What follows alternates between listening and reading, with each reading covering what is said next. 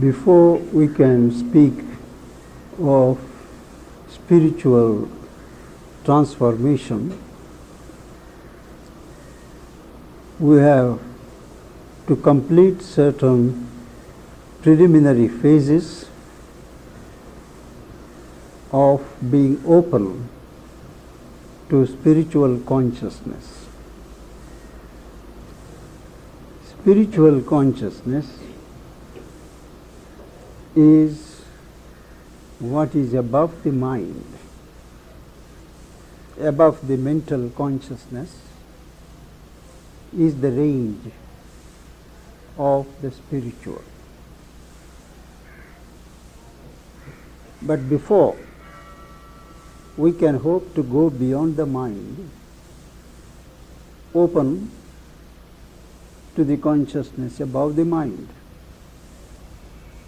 we have necessarily to stabilize ourselves in the mind, because most live very much on the surface mind and are constantly tossed about in thought movements, idea movements, things most of which come from outside of us. That is why the first condition is to establish a state of quiet. Quiet is absence of restlessness. It is achanchalata, where there is no disturbance. Maybe for a little while, if the mind is free from disturbance, free from agitation, it is quiet. But this state of quietude is liable to be disturbed at the first vibration of something unexpected, some movement of fear, excitement, and so on. However, quietude is first to be cultivated, established. When this quiet is sufficiently organized, sufficiently stabilized, it develops into a calm. It is a state which is more positive than quiet, because this positive state of calmness is not disturbed by impacts of disturbance. Quietude is, but calm is not.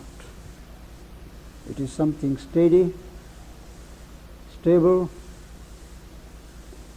That is why it is called sthirata, steadiness. This calm, when it is made natural, it opens into another state, the state of peace. Peace has, in addition to the state of calm, a liberative vibration, a vibration of tranquility, at times bordering on a quiet joy. That is peace. You have the first taste of freedom, first liberative taste when you have this peace. Certainly, this peace is not disturbed by not only thoughts running on the surface, but even activity. Whatever activity you do or you have to do, it doesn't disturb the peace. The peace supports from behind this movement of activity. Before we can hope to establish and normalize these states of quietude, calm, peace, we should remember that we cannot jump into these states suddenly from a pattern of life which is totally different. A life of violent activity, intense passions, desires, disturbances in the mind, psychological. If that is the normal pattern of life, it is not possible at all to open to peace or quiet or calm. Recognizing this initial difficulty, the ancients always insisted upon a preliminary period of purification, discipline, by which you grow out of your normal tamasic, rajasic states of nature into the sattvic state.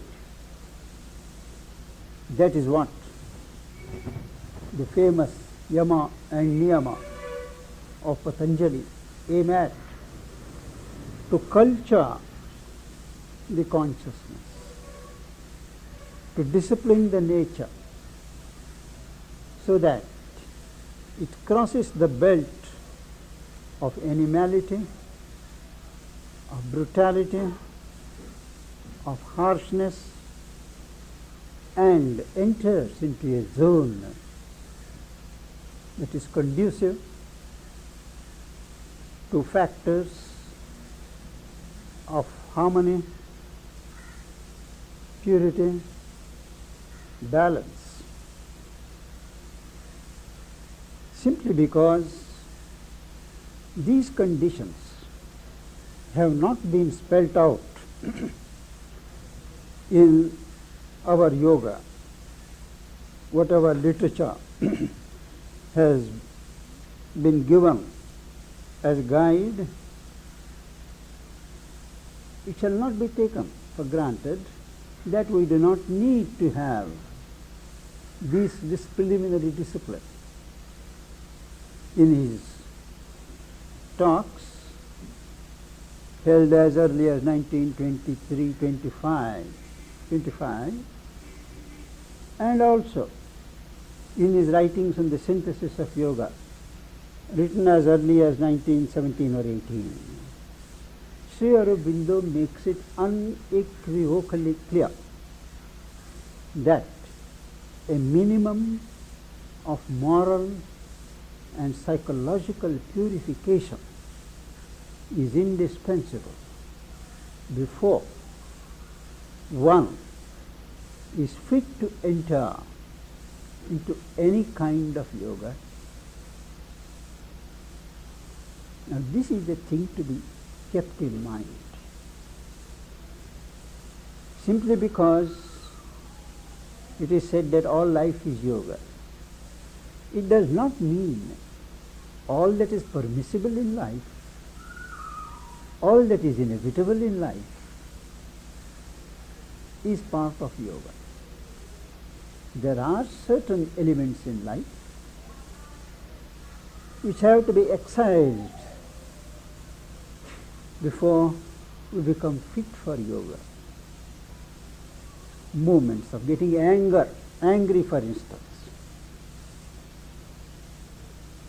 The Puranic stories of great sages who have done austerities for centuries, losing their tapas in a fit of anger. They are not simple stories. They are legends with a meaning.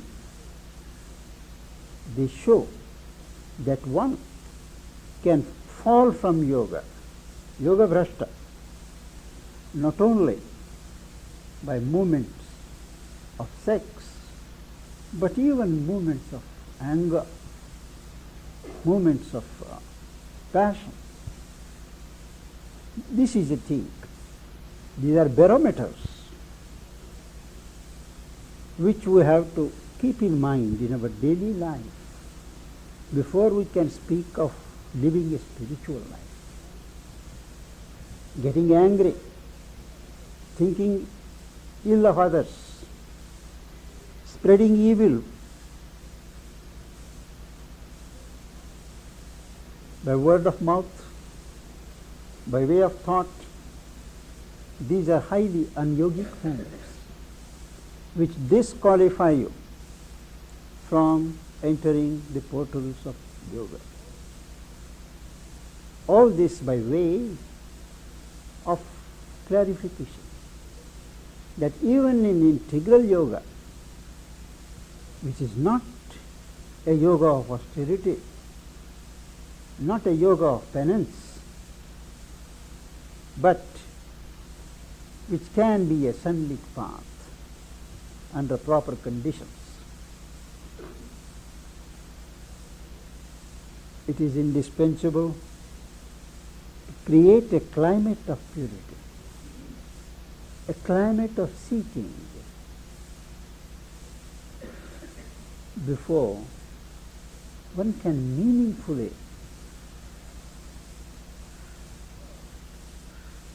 absorb the spiritual consciousness. And the first exercise in this spiritual discipline, after you have sufficiently purified or simultaneously as you are getting purified, is meditation. Meditation may not be necessary or a must for those who believe or who are satisfied with karma yoga, with yoga of works. It may not mean much for those who pursue the path of devotion. But if you want to have a spiritual life where you open out from your human limitations, human consciousness, mental consciousness, to something higher, then meditation is a must. There are types and types of meditation depending upon the goal which you set for yourself. The type of discipline, spiritual discipline that you choose or that is chosen for you. Not to go into the details of the different types of meditation. General standard meditation requires that you have to prepare for it. You can't just jump into meditation after 2 sets of tennis or giving a lecture outside or doing physical work for 3 hours and just I will sit, this is time for meditation. You cannot. meditation is a kind of a peak period when the rest of the day gathers for its best moments. To dedicate oneself, to open oneself, to receive. And one of the classic descriptions of meditation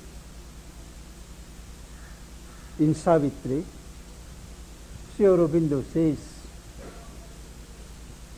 in moments when the inner lamps are lit and the life's cherished guests are left outside, our spirit sits alone and speaks to its gulfs. 3 moments. In moments when the inner lamps are lit, means aspiration, wanting the divine, wanting something more. When the heart or the mind are eager, alive with that seeking for the divine, that is the lighting of the inner lamps, second phase, and the life's cherished guests are left outside. Cherished guests of life, desires, meaningless thoughts, unorganized idea movements, ego movements, all these, they fill up most of the chambers of our life. Now they are all left outside. Mother gives another simile in one of our conversations in 1929. She speaks, when you enter a temple, you leave your shoes outside, don't you? That way, you leave all your baggage for the time being outside, and you enter into the chamber of your heart or the inner mind. The third, as a consequence of the lamps being lit, of the cherished guests being left outside, our spirit sits alone, no longer bothered, no longer bossed over, no longer distracted by external elements, and speaks to its gulf. There are areas which are illit, unlit. There are gaps in our being which are not attended. The soul, the spirit takes note of them because we give scope to our awakened path to look round and exert themselves. This is one of the definitions of descriptions of meditation by Sri Aurobindo, which can form a motto everywhere where there is meditation.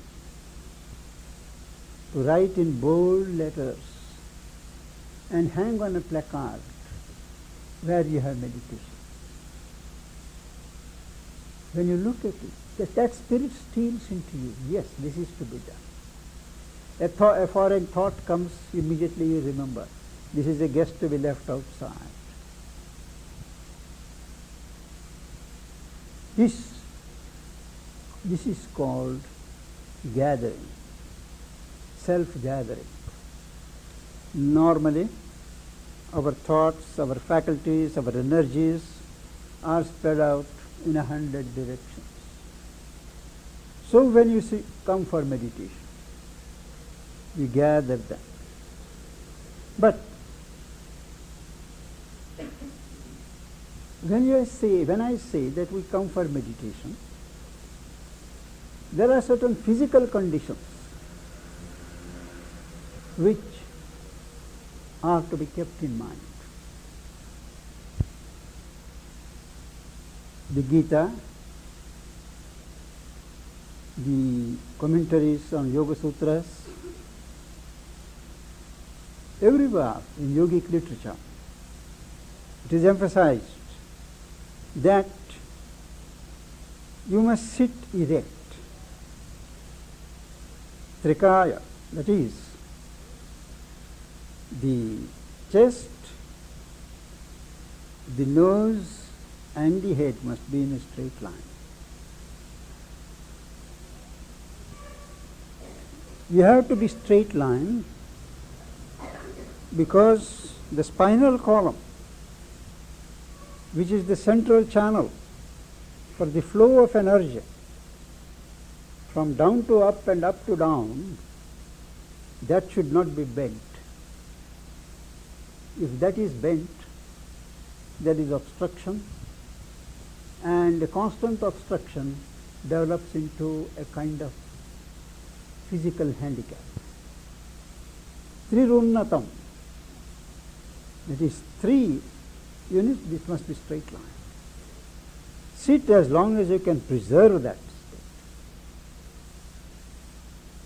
Not to rest the head, you go to sleep. Not to bend too much, again that constricts. So a physical posture is important, especially to induce the flow of higher consciousness or the ascent of the lower energies in an unobstructed way. So we sit erect. But before we sit erect,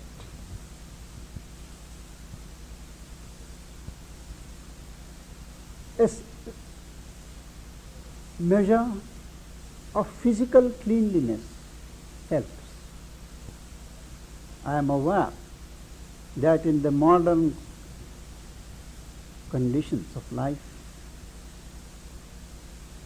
one doesn't pay attention to these, saying that these are all past things and they have no relevance to us. We will meditate when we want. We don't need to sit. We can meditate when we stand or walk. I don't need to sit. But this is all brave talk, which can be truthfully said only by those who are advanced enough. We are now in a state of novices who are entering as students in the study of spiritual discipline.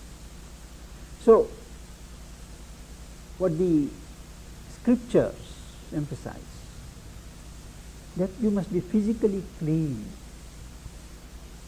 It is not possible in these days to take bath every time we meditate. But at least the hands, the feet, and at least in the East for us, the feet. In the West it is very difficult to remove all your socks and things and wash. It's not practicable. But here, situated as we are in the East, the feet, which are the nerve endings, the palms, the hands, which are again concentration of nerves, and the face, they must be given a cold or whatever it is, a comfortable sprinkling of washing. You have a certain free circulation, and it is an invitation for the subtler energies to flow. It doesn't require time, but there should not be laziness in that. So a certain preparatory physical cleanliness and a state of stomach which is not over full. Nobody should meditate when just after meal. One can meditate before, or say in the classic yogic tradition, 2 hours after you take food, but not before. Whatever it is, the stomach shall not be loaded.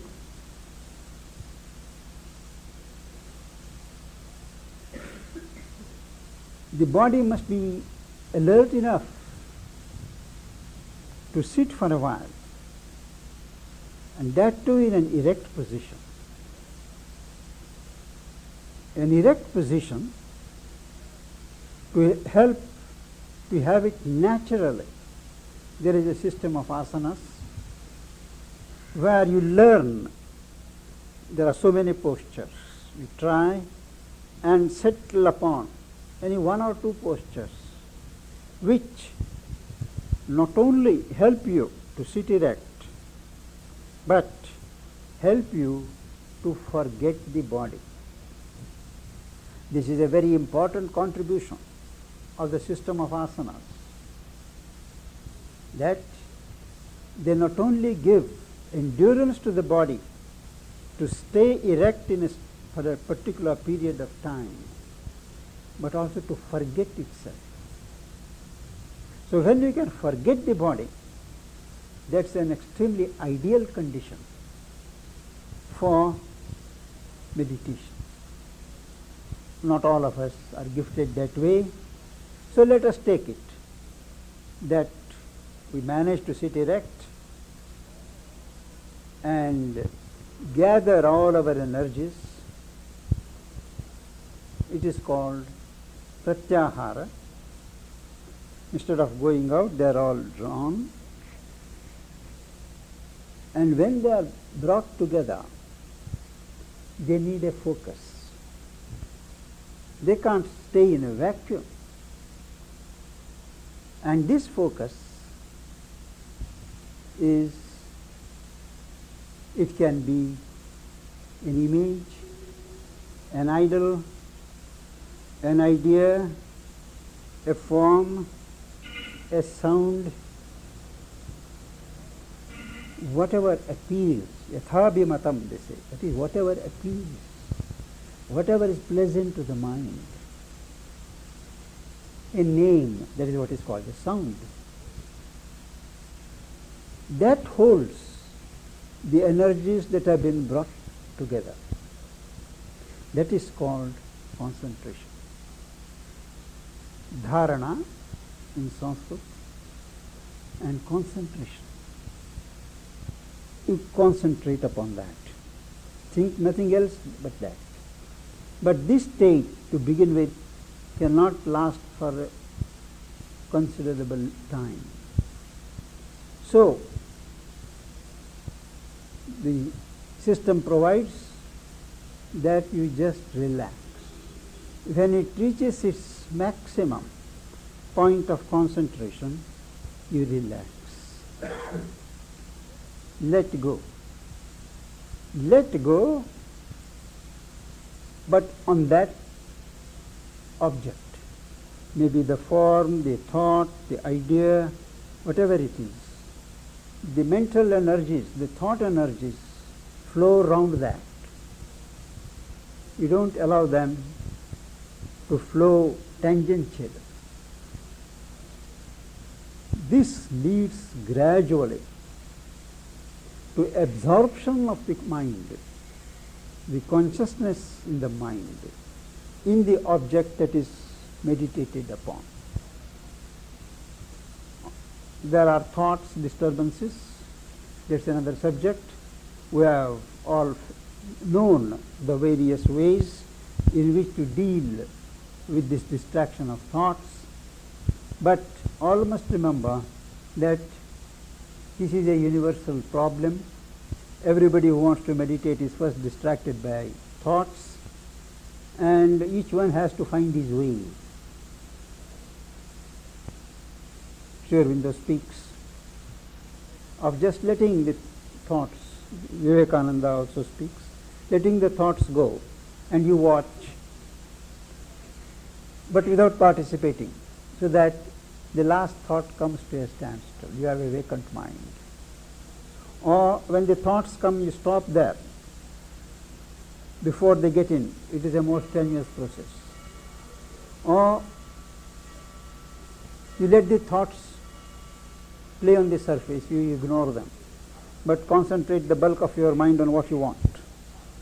This is the most practical, easier method.